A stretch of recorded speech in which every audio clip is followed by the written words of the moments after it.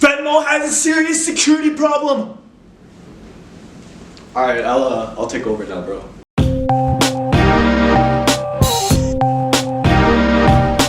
Last Friday night, I was scrolling through Twitter, going through my usual content, and I came across the story that would become the inspiration for this entire video. Apparently, Buzzfeed found President Joe Biden's Venmo account, his personal one, in 10 minutes using nothing other than the regular search engine. Now that got me thinking, is it really this easy?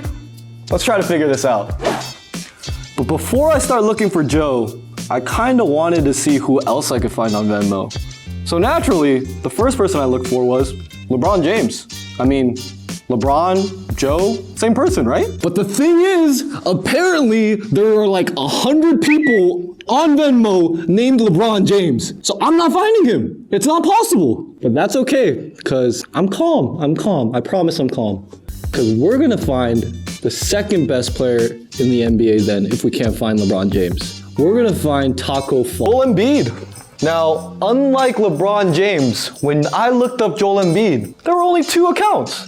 Now, I clicked on one of those accounts and I saw that on that person's friends list, there were a whole bunch of NBA players.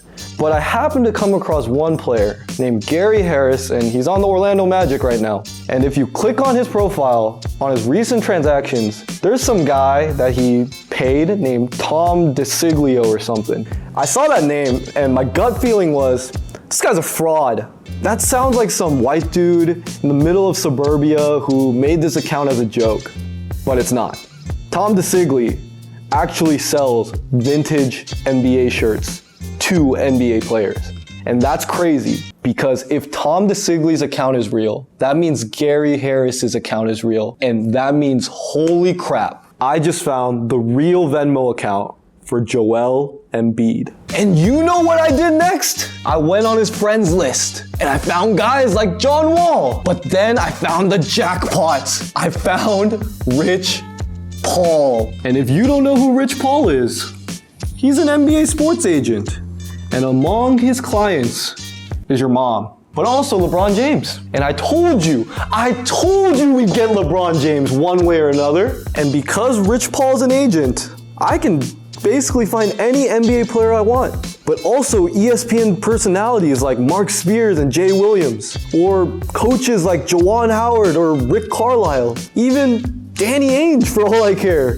In 15 minutes on Venmo, I basically had access to the entire NBA social web. And it doesn't just end there. I can basically find any social web of any friend group that I want to find. I found Manny Machado's account, and that led me to the accounts of Marcus Stroman, Josh Hader, Joe Musgrove, Garrett Cole, and even Tyler Glasnow. And that's the huge problem with Venmo. The fact that you can't make your friends list private and that anyone can use the basic search engine to find any account or any username, that can cause a whole bunch of trouble. Now you're probably wondering, like, what's the difference between Venmo and Instagram? You can go on Instagram and find anyone you want and see who anyone's following. And you're right, but Venmo's different from any other social media. You're not showing off your payments, you're not flexing the things you buy. Who actually spends their time scrolling through Venmo, seeing what their friends bought? Actually, I did that one time when my friends hung out without me and I wanted to know what they were doing. But that's a story for another time. I'm calm. Someone with the wrong motives can really hurt you. Let me show you a couple examples that I found. If we go back to Tyler Glasnow's account, we see a transaction for butt stuff. Could that be for a butt massage? Maybe. Could it also be a crude sex joke? Maybe. Either way, he probably doesn't think anyone's gonna find it other than his friends, but anyone can find it, and that's disturbing.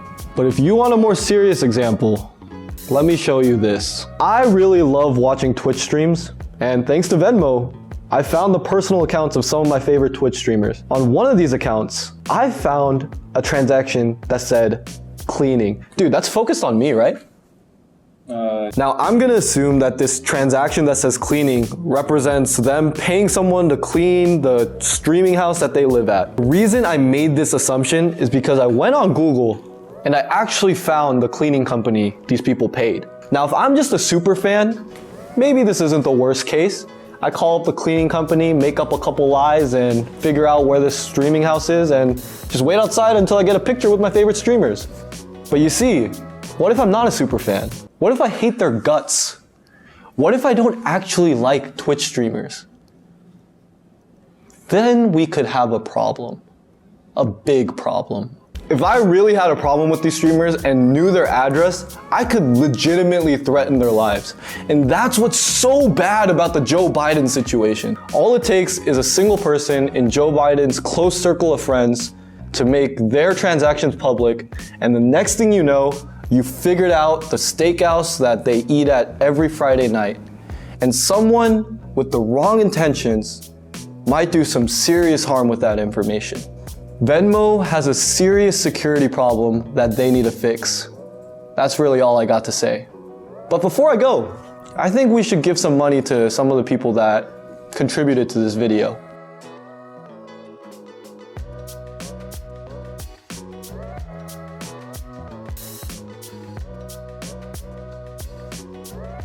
Bro, stop capping! You know you can't afford that. That's why you should consider subscribing.